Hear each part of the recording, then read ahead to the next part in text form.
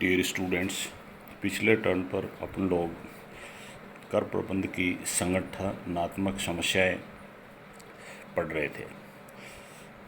संगठनात्मक समस्याओं में आप लोगों ने उसमें ये देखा था कि जो टैक्स प्लानिंग का मैनेजमेंट किया जाए वो स्वयं के स्टाफ के द्वारा किया जाए, स्वयं का परमानेंट स्टाफ हो और उसके द्वारा प्लानिंग का मैनेजमेंट किया जाए। इसके संबंध में आप लोगों ने देखा था कि इसके कुछ फ़ायदे हैं और कुछ हानियां भी हैं।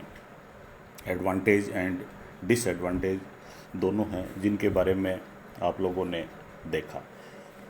ये है संस्था के स्वयं के स्टाफ के द्वारा टैक्स प्लानिंग के मैनेजमेंट करने पर। जबकि दूसरी बात आती है इसमें कि टैक्स मैनेजमेंट का काम बाहरी संस्थाओं के द्वारा भी करवाया जा सकता है। कुछ बाहरी संस्थाएं अगर टैक्स प्लानिंग का मैनेजमेंट करती हैं अपने लिए तो वहाँ भी दोनों तरह की बातें सामने आएंगी। बाहरी संस्थाएं अगर अपन कर सलाहकार के रूप में नियुक्त करते हैं तो उसके लाभ भी हैं, कुछ हानियाँ भी होती हैं। सबसे पहले अपन लाभों के बारे में चर्चाएं करेंगे जो क्रम से इस प्रकार हो सकते हैं। विशेषज्ञों की सेवाओं का लाभ। जो टैक्स मैनेजमेंट का काम करती हैं बाहरी संस्थाएं वो लगातार एक ही तरह का काम करती रहती हैं, तो उन्हें उस फील्ड में निपुणता हासिल हो जाती है, तो उनकी विशेषज्ञता का लाभ संस्था को मिलता है अगर वो बाहरी संस्थाओं को पारिश्रमिक के आधार पर टैक्स प्लानिंग के मैनेजमेंट के लिए नियुक्त करती है। सेकंड पॉइंट इसका आता है कम खर्चीली व्यवस्था। जो बाहरी संस्थाओं को नियुक्त करते हैं वो कुछ समय के लिए ही करते हैं, जो टैक्स प्लानिंग के मैनेजमेंट से संबंधित सुझाव अपने को देते हैं और उस समय के लिए वो अपना पारिश्रमिक लेते हैं। पूरे वर्ष के दौरान उन्हें रखने की आवश्यकता नहीं है, अतः ये कम खर्चीली व्यवस्था है। तीसरा पॉइंट इसका आता है शीघ्र एवं सही निर्णय। बाहरी संस्थाओं के द्वारा उनका एकमात्र काम ही ये होता है कि पारिश्रमिक के आधार पर वो एक्सपर्ट सेवाएं देती हैं, इसलिए शीघ्र और सही निर्णय संस्था को प्राप्त हो जाता है।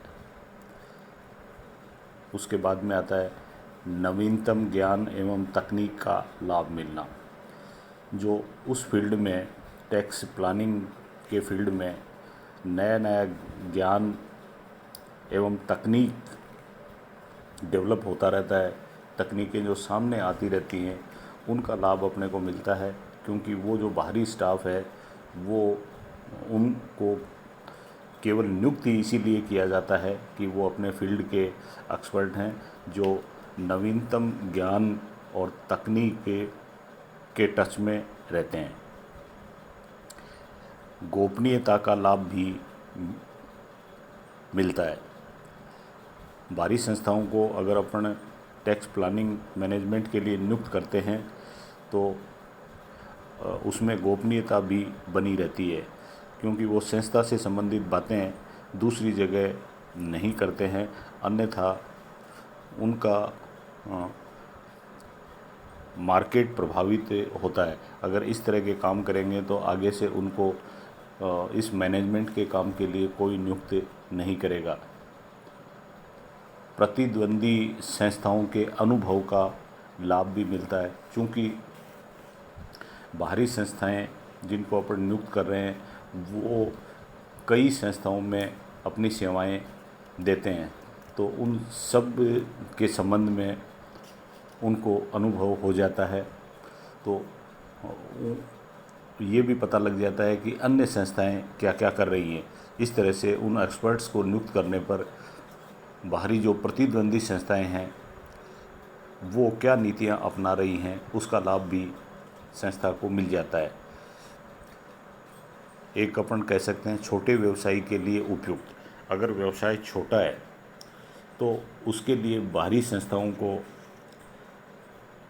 नियुक्त करना व्यवसायी के लिए उपयुक्त रहता है, क्योंकि उन्हें वर्ष पर्यंत उस स्टाफ को रखने की आवश्यकता नहीं है।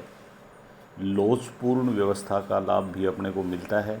जब ज़रूरत होती है तो उनकी पारिश्रमिक के आधार पर या शुल्क के आधार पर सेवाएं ली जाती हैं, और जब ज़रूरत नहीं होता है तो उनको रखने की आवश्यकता नहीं है। और लास्ट में एक लाभ अपन ये मानते हैं कि एक से अधिक विशेषज्ञों की सेवाओं का लाभ। बाहरी संस्थाओं को नियुक्त करते हैं तो आप एक से अधिक संस्थाओं की या विशेषज्ञों की सेवाएं भी ले सकते हैं, इसलिए ये भी एक अपने आप में एक लाभ है। ये आपने बाहरी संस्थाओं को नियुक्त करने के लाभ देखे। अब इससे कुछ हानियां भी होंगी साथ में, जिनसे अपने को सतर्क रहना पड़ेगा। हानियों में सबसे पहले हानि होगी, शीघ्र निर्णय संभव नहीं होता। बाहरी संस्थाएं अनेक करदाताओं का काम करती हैं, उनके पास में केवल एक अपनी ही संस्था नहीं होती, अन्य संस्थाएं भी होती हैं, इसलिए उनके पास कार्य की अधिकता बनी रहती है। अतः समय विशेष पर तुरंत निर्णय लेना संभव नहीं हो पाता। दूसरा इसमें आता है अत्यधिक खर्चीली। बाहरी विशेषज्ञों को कर संबंधी सलाह के लिए नियुक्त करना अधिक खर्चीला तरीका होता है। बाहरी विशेषज्ञ प्रत्येक कार्य की अलग अलग फीस वसूल करते हैं। समस्या चाहे छोटी हो, उसे वो बढ़ा चढ़ाकर पेश करते हैं। एक रूपता का अभाव भी नहीं रहता है। कर प्रबंध का कार्य अगर बाहरी संस्थाएं करती हैं तो एक रूपता नहीं रहती, क्योंकि बाहरी संस्थाओं के पास स्टाफ बहुत बड़ा होता है। कभी इस कार्य के लिए कोई व्यक्ति आता है और कभी कोई आता है, इसलिए एक रूपता का अभाव रहता है। एक हानि है गोपनीयता का अभाव।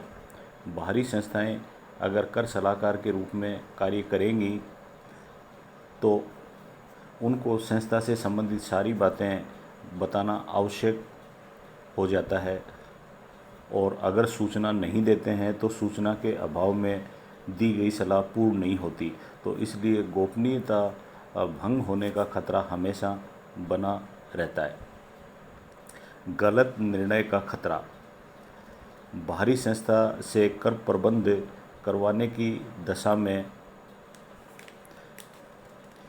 कर सलाहकारों को संस्था की आंतरिक स्थिति की जानकारी नहीं होती।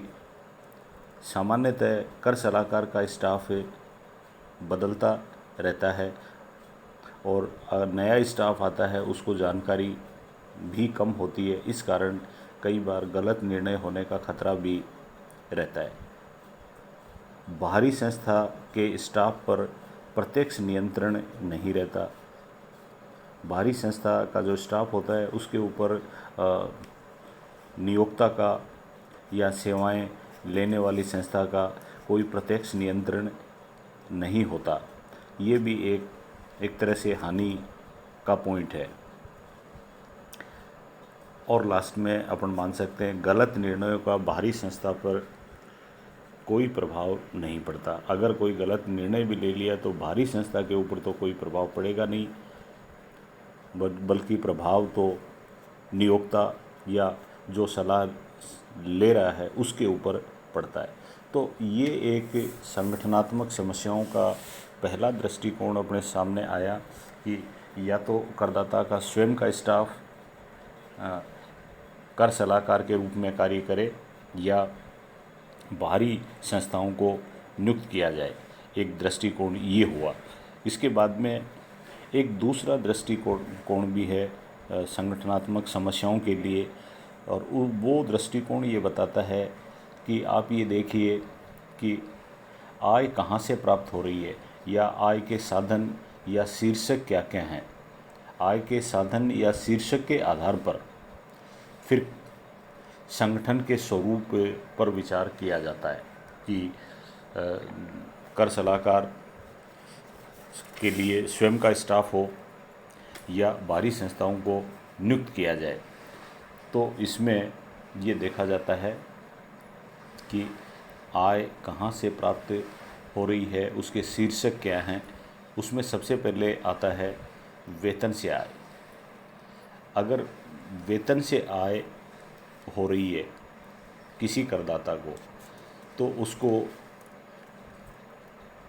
टैक्स प्लानिंग के लिए किसी कर सलाहकार की सेवा मामूली पारिश्रमिक पर मिल सकती है। तो इसलिए उसको ज़्यादा अपना स्टाफ रखने की आवश्यकता नहीं है, अगर वेतन शीर्षक से ही आय मिल रही है। फिर उसके बाद में अगर मकान संपत्ति से आय मिल रही है, मकान संपत्ति से आय के संबंध में विकल्प करदाता के पास में सीमित हैं। मकान संपत्ति की आय वेस्टी या एचयूएफ को हो रहा है, तो मकान संपत्ति से संबंधित आय का कर निर्धारण उसके हित में है कि वो एज ए इंडिविजुअल वेस्टी के रूप में या एचयूएफ के रूप में करवाए, क्योंकि एक वेस्टी को या हिंदू अविभजित परिवार को 1.5 लाख रुपए तक की आय